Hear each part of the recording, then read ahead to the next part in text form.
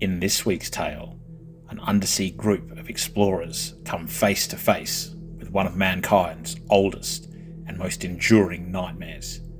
Deep Horror LofT presents Weave of Darkness. I jump and yelp involuntarily as a heavy, gloved hand falls with a clang onto my suit's shoulder. At the same time, I hear Carter's voice in my comms. "You good, Andy?" I exhaled angrily. I was, until you scared the stuffing out of me. Carter's voice sounds again, only this time it's cut with amusement. "Well, maybe, knock it off." The stern, no-nonsense drawl of Captain Archer rips through the earpiece, causing both Carter and I to straighten involuntarily. Archer does not need to say more. She ran a tight ship. She had to, given both the nature of our work and the predicament we were in. That predicament sat not 20 feet behind us. The Verne 4, our state-of-the-art manned submersible, lay unmoving. External lights were on, almost blinding to look at. However, here, kilometres below the surface, they only served to remind us just how alone we really were. How vulnerable, despite the new exosuits we were all currently wrapped in. Designated EPRA, External Pressure Resistant Abyssal Suit. Catchy, I know. They were the latest fashion in manned submersible missions, a means for the crew to exit the sub and perform tasks previously done by remote-controlled arms or unmanned crafts. It was these suits that had enabled us to exit the Verne 4 when it had suddenly slammed to a halt, seconds before we were due to descend into the bowels of a newly discovered abyssal chasm, 2 miles long and half a mile across, and discovered by seismic mapping, it hadn't been there last year. It took a series of volcanic activity from the famous Pacific Ring of Fire to open this gaping hole at the bottom of the ocean, at the deepest part of the Atacama Trench. Obviously, the discovery of the chasm and the subterranean wonders that lay beyond it caused a mad scramble to explore it. Thus, the Verne 4 had been dispatched. As one of its crew of 5, I had been basically yanked off my other assignments, jammed in the sub, and we'd been sent hurtling down towards the chasm like an underwater lawn dart. Of course, we weren't idiots, and had sent ROVs, remote-operated vehicles, ahead of us. Of the two, one had crashed into something, and the other had made it through, before crashing into something. Despite the ROV's unceremonious end, the higher-ups had decided we had enough of a course mapped out to send in the humans. I shrugged my shoulders, uncomfortable in the EPRA suit. It wasn't just that, though. I'd been fighting a growing sense of unease since the Verne 4 had suddenly stopped dead in its descent through the chasm entrance. We lurched forward, then snapped back slightly, then stopped. No major impacts, just dead in the water. Imagine our surprise when we flicked on all external lights and seeing just what we were stuck on. A long, grey path, spreading off into the darkness in 3 directions. Each path was approximately 4 feet across and intersected at right angles with the other. The Verne 4 nestled snugly in the crook, unmoving, stuck. We sat there for a good half an hour, weighing our options, before Captain Archer made the call to exit the ship and check out the surroundings. We donned the suits, well, all except Lila, the comms and sonar officer, and began the extremely detailed and boring procedure of equalizing pressure and stepping out into the abyssal depths. The EPRA suits worked wonderfully. Heavy and ungainly on land, they were a godsend in the water. In addition to protecting us from the immense pressure of 1,000 atmospheres, they had a built-in artificial gill system that could generate oxygen without the need for a tank. It wasn't enough, however, and human lungs would gradually overpower the system, although that took anywhere from 1 to 3 days, more than enough for a quick abyssal walk. Plus, there was the extra bonus of being the first humans to walk around at these depths, ever. We'd exited the sub's hatch and stepped onto the strange grey path. At least, I think it was grey. Apart from bioluminescence, there wasn't much reason for anything to have colour in the pitch black. Strange, I thought, as I tested the path beneath my booted foot. It gave slightly, an almost spongy feeling. Algae, maybe? Nah. As I strained my eyes downward, struggling to see over the lip of my suit's helmet joint, I feel a slight shake in the path. Almost imperceptible, but it was there. Anybody else feel that? I asked my comrades. Archer didn't say anything, a picture of captainly stoicism. Carter answers in the negative, training his light on the black water below the path. I could almost see the engineer doing calculations in his head. Feel what? The final member of our crew asks. John was a massive guy, requiring a custom EPRA suit to be built just for him. Despite this, he was one of the best pilots going around. He'd been trained by someone named Walker, who every sub-pilot seemed to hold in almost religious regard. I shake my head in my helmet. Dunno, some sort of vibration? John stares. Nah, sorry, didn't feel a thing. Although who could with these suits, right? I didn't respond. It was gone now, anyway. Carter sniggers, turning away from his calculations. Maybe a deep-sea mermaid.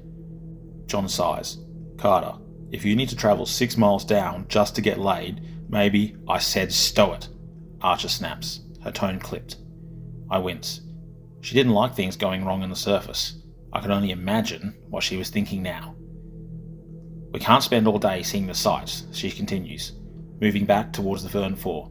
We've got to get the sub free if we want to continue doing anything at all. Carter raises his hands, palm up, in what I took for an underwater shrug. Captain, even if we get free, protocol is that we return to the surface for checks. We won't be entering the chasm either way. Archer's voice was terse in her response. I know, Carter, I know. Moot point if we can't free the sub. There, she'd said it. If we couldn't move the sub, we'd need to be rescued. They'd sent down Verne 5 and its crew. Of course, none of us wanted a repeat of what had happened to the Verne 1 and 2, who had found themselves in a similar rescue situation a few years ago, or didn't find themselves anywhere, as both subs had vanished without a trace. I force the Verne 1 and 2 from my mind as I follow Archer towards the sub. The lights are on, bathing the surrounding water in an almost ethereal glow. All manner of deep-sea critters are moving around, drawn by the beacon that is our sub. I hear Archer's voice yet again. Lila, anything on scanning array? Negative, Captain, comes the lilting reply. Nothing on the scanners bigger than a small dog. But it's strange though. What's strange? Whatever we're caught on isn't showing up on the scanners either. At all. It's like we're hanging in the air. Or water. You know what I mean. Weird, John mutters, scuffing the path with a boot. Wonder what it's made of. No time to run tests, Archer replies. Let's see if we can cut ourselves loose. The Verne 4 lay half across an intersection of 2 of these paths. I stopped short of the sub, examining it carefully. I was the researcher, after all. It was my job to identify what we were seeing down here, and speculate on what we couldn't. And as I examined the new path intersecting ours, I noticed something. The intersecting path was a little bit thinner than the one we were standing on, and, while difficult to see in the light, it seemed to be of a different consistency, more oozy, if I could choose a word. It suddenly made me nervous. For some reason, I did not want to touch that new path.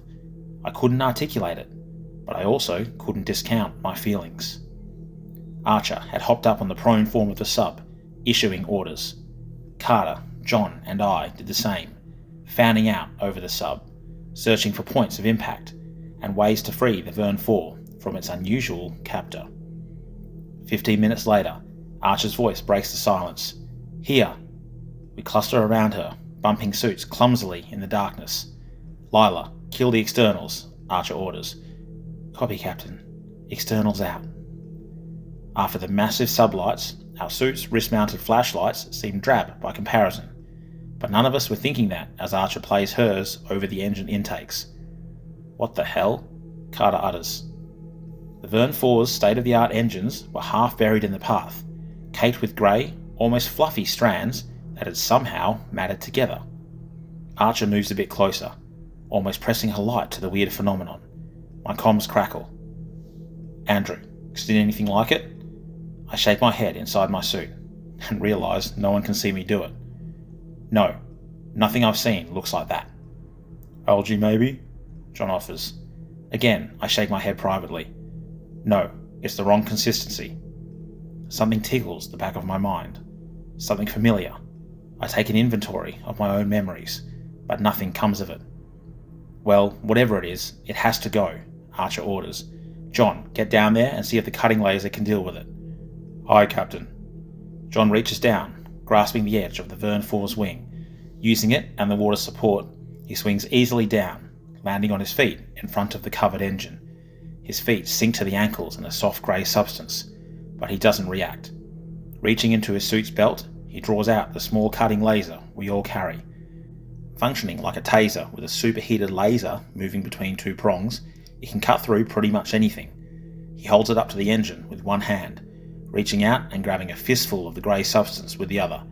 He holds the torch to it, and predictably it withers and parts under the laser. Like a knife through butter. Okay, kids, have you out in a... What? At John's exclamation, we all turn towards him. He's still holding the hunk of grey mass, only this time he's shaking his arm slowly back and forth in the water, his suit's wrist light partially covered by the substance. John, Archer's voice is less sure, nervous. I'm stuck, comes the terse reply. This crap's gummed up my hands. He strains against the grey stuff, but his hand is caught fast. Carter begins to move down towards the now struggling John, but Archer stops him with a hand on his chest. Don't, she says. You'll get stuck too. John suddenly realises what the captain had already. He tries to lift his feet, but they don't budge. Guys, help! What is this stuff? He struggles again, and this time I feel some slight vibrations from his movement rock the sub slightly. Calm down, John, Archer says, keeping her cool better than all of us. You'll tire yourself out. John, to his credit, stops struggling. His breathing on the comms is slightly raspy and panicky, though. How do we cut him loose without getting stuck ourselves? Carter asks. No one answers. We have no idea. Lila's voice pipes up. Maybe we can. The sub lurches up and down. The three of us are catapulted upwards. I windmill my arms frantically, the water's buoyancy allowing me to land upright, although I stagger a few paces along the sub's hull. Carter isn't so lucky. He slams to the Verne 4 hard on his belly, sliding a few inches before he stops. Near him, Archer climbs to her feet, and I hear her voice. What in the hell was that? Lila. No idea, she drawls. Bioscanners are still showing nothing. Well, that's a relief, Carter spits sarcastically, finally getting his feet under him. Bend your knees. It'll cushion the jolt if it happens. There's a sharp tug backwards that we all feel. Fortunately, Carter's last-minute advice saves us, and we only stagger about atop our captive sub. Jesus! I cry, falling to my knees with a small clank of my suit. Something's definitely going on. I try to look over my suit's shoulder. John, are you okay? Nothing. John? Silence. A chill creeps up my spine as I tentatively step up to the sub's wing and look over the edge. John isn't there. Only a few tattered grey strands remain. Strands. Help me!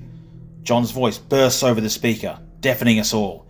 It's not a single sentence, it's a desperate string of words, filled with the volume of sheer terror. Oh God, it's got me! It's got me! Help, Archer! Help!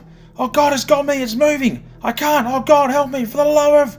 John's comms cut out suddenly. Archer, who has been trying in vain to get through to him, snaps at Lila. What happened? Where is he? Lila's voice replies instantly, shakily. I don't know. He's out of comms range. Suit locator beacon has him 300 meters to the west of us, and getting further. Oh my God, he's moving fast.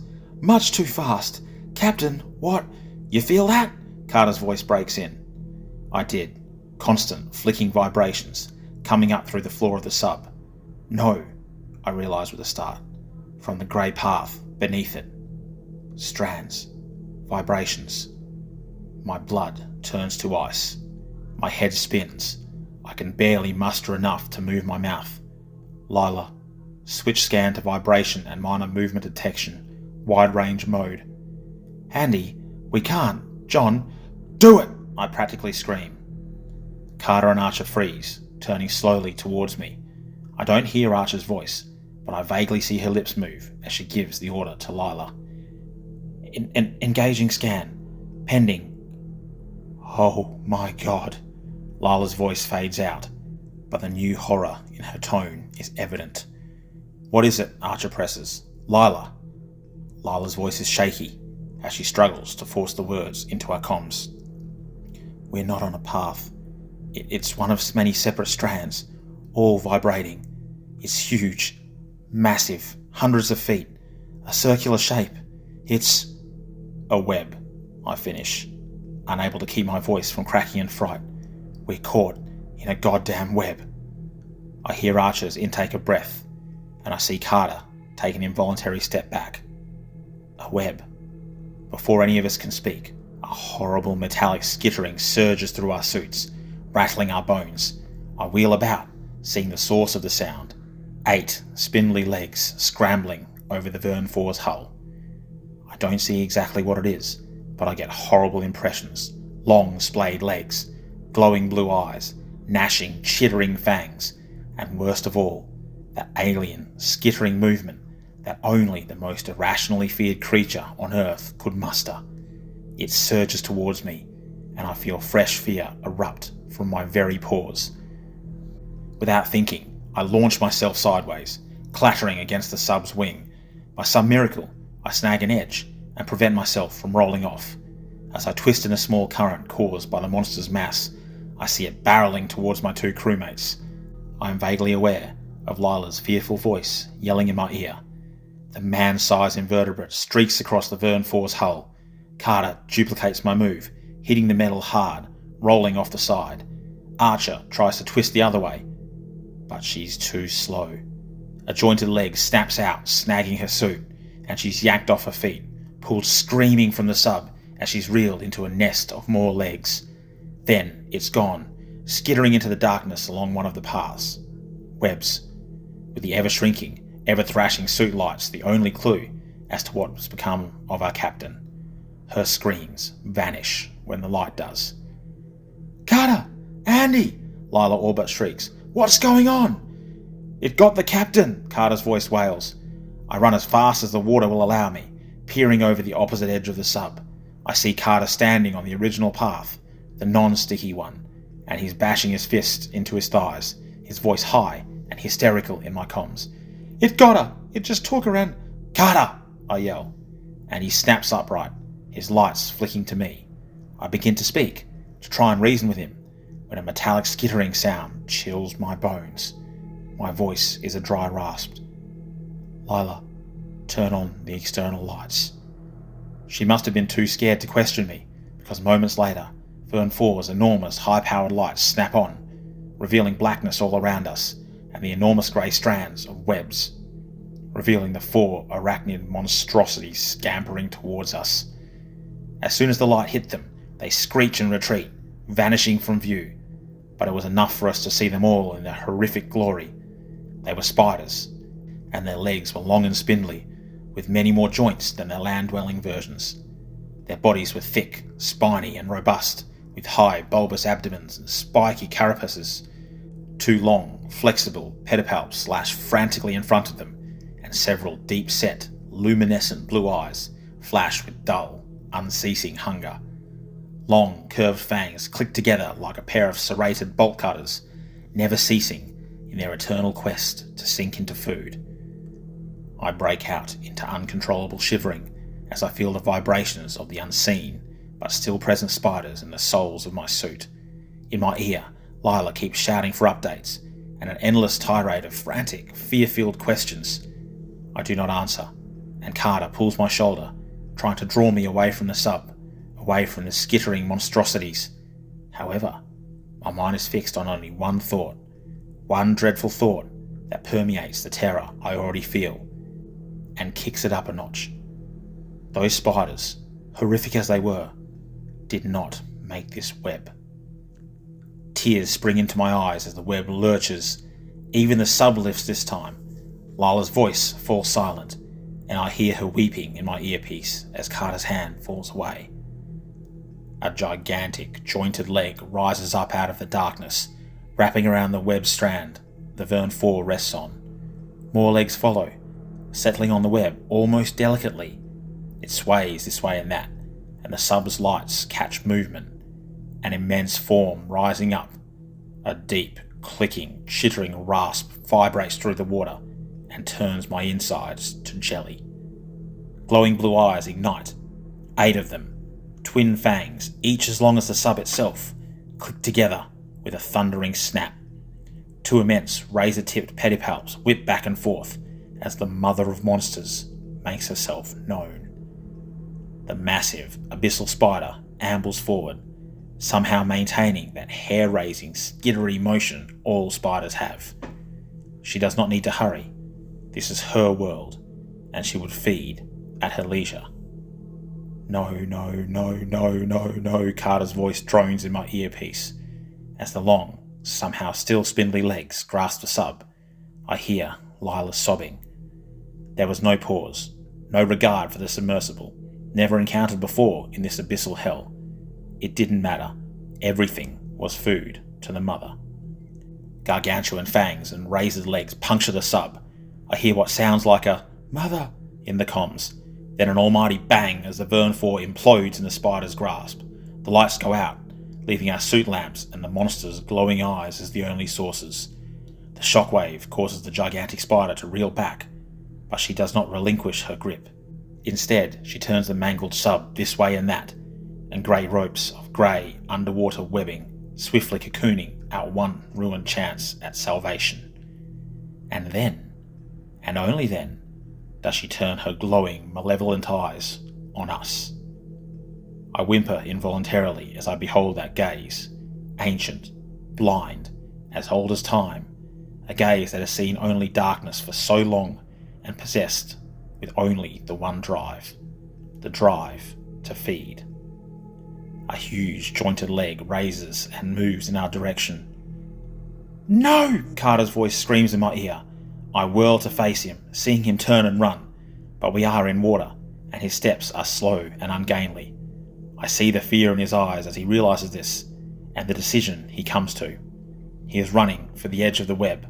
I go to shout to him, but fear strangles my voice. Carter is going to jump. He leaps from the web, beginning to sink fast as he takes his chances with the abyss rather than the fate now scampering towards us. My suit light catches a spindly form rocketing out from underneath the grey web strand I stand on. It slams into Carter's body, and legs lock around him. My light also catches a grey line of webbing, connecting the smaller spider to the giant web. I do everything in my power to shut my hearing off as Carter is reeled screaming back to the web. Then, he is gone too, disappearing under the thick grey path. However, his cries and begs for mercy are not, and it takes a full 30 seconds for his comms to cut out.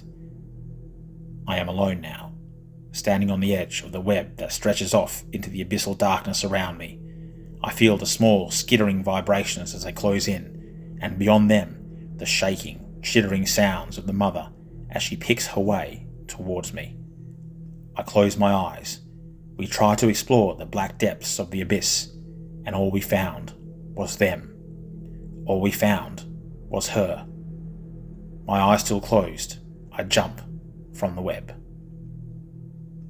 I awake with a jerk, wrapped up tight, my horrible dreams crushed by reality. I can't see in the blackness. I shut my eyes again, begging myself to fall back to sleep.